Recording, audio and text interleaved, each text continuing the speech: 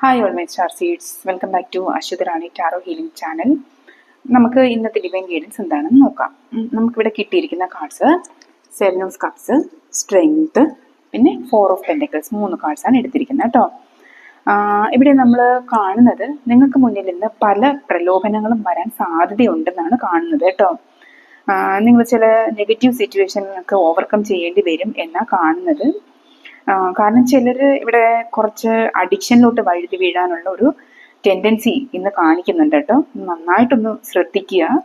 പിന്നെ നിങ്ങളെ കൂട്ടുകെട്ടുകളൊക്കെ ഒന്ന് നന്നായിട്ട് ശ്രദ്ധിക്കുക. നിങ്ങളെ ചതിയിൽപ്പെടുത്താണ്ട് നിങ്ങളൊന്ന് ശ്രദ്ധിക്കുക കേട്ടോ.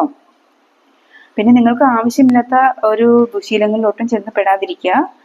പിന്നെ കുറച്ച് ആശയക്കുഴപ്പങ്ങളൊക്കെ നിങ്ങൾക്ക് വരുന്നതായിട്ട് കാണുന്നുണ്ട്. ഒരു മായാലോകത്തിലൊക്കെ അകപ്പെട്ട ഒരു ഫീലിംഗ് ഒക്കെ വരാനുള്ള സാധ്യതയുണ്ട്. അപ്പോൾ ഒന്ന് നന്നായിട്ട് കെയർ ചെയ്യുക.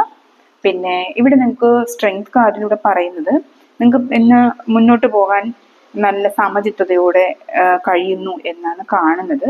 കുറച്ച് മുറുക്കങ്ങളൊക്കെ നിങ്ങൾക്ക് വരാമെങ്കിലും അത് നിങ്ങൾക്ക് മാനേജ് ചെയ്യാൻ കഴിയുമെന്നാണ് കാണുന്നത്. നിങ്ങളുടെ വർക്ക് പ്ലേസിലത് നിങ്ങൾക്കെതിരെ പ്രവർത്തിക്കുന്ന കുറച്ച് ആളുകളുണ്ടെന്നാണ് ഇവിടെ കാണുന്നത്.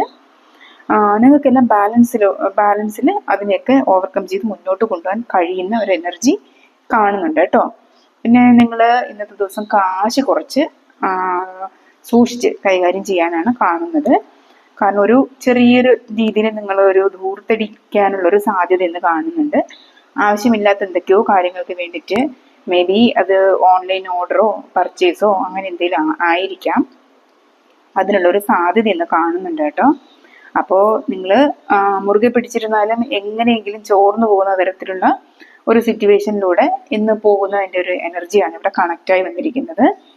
അപ്പോൾ അതൊന്ന് സൂക്ഷിച്ച് കൈകാര്യം ചെയ്യാനുള്ളൊരു അടിയന്തരമായിട്ടുള്ളൊരു നിർദ്ദേശം വരുന്നുണ്ട്. പിന്നെ പണമിടപാടുകളൊക്കെ നന്നായിട്ട് ആലോചിച്ച് ചിന്തിച്ച് പ്രവർത്തിക്കുക.